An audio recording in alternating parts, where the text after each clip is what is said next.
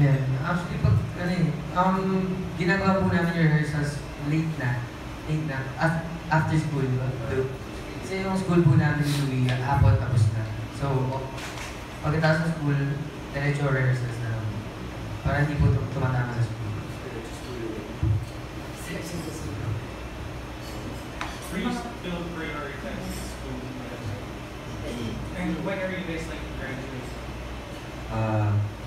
Not soon. Pero, ano po, I'm facing, ito yung magandang term, I'm facing school din. Para magawa ko lahat ng available now na pwede gawin and like still sabay with a secure future. So with Adrian. Adrian first year po si Adrian.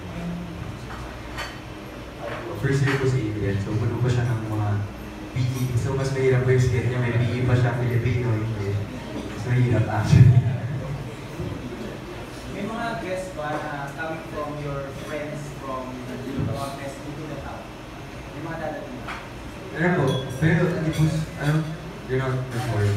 You're not performing. Pero, yeah, they'll be watching. People in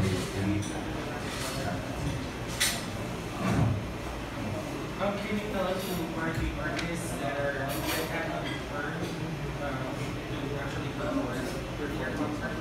Or do you all like secrets? Si Miss Hazel and Kim Dutton and Miss Hazel.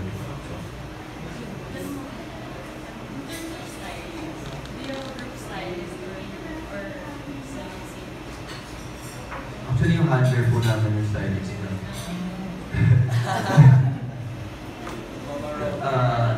Yeah. Ano po, we get stylist po. And si... For the night, we'll be stylized with on lang. Pero for the concert, they have pull-ups on sa different companies niya.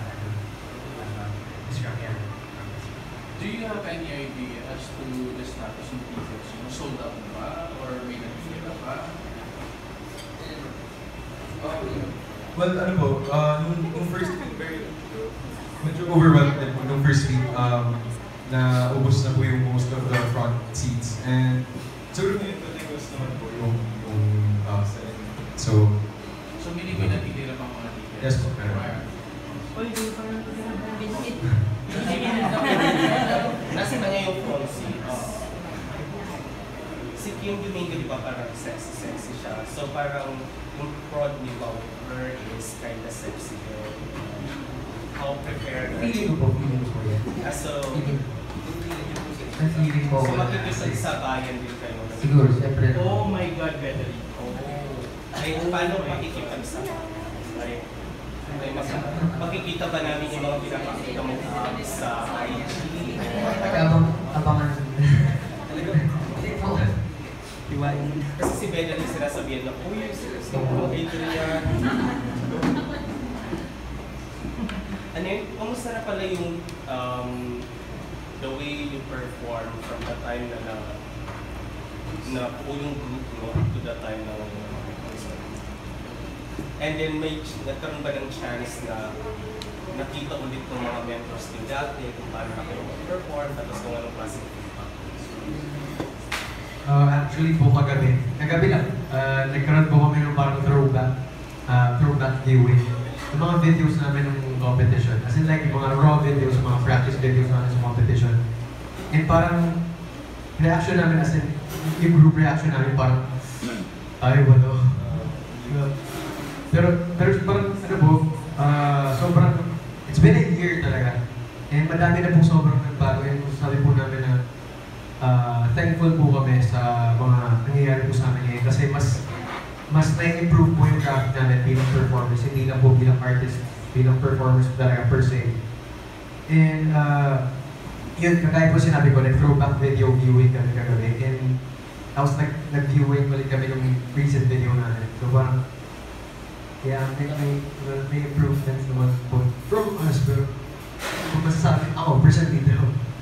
Pero sa ikaw, Para sa akin, mas naging confident na kami. Kasi hindi na kami yung nag-hold back pa.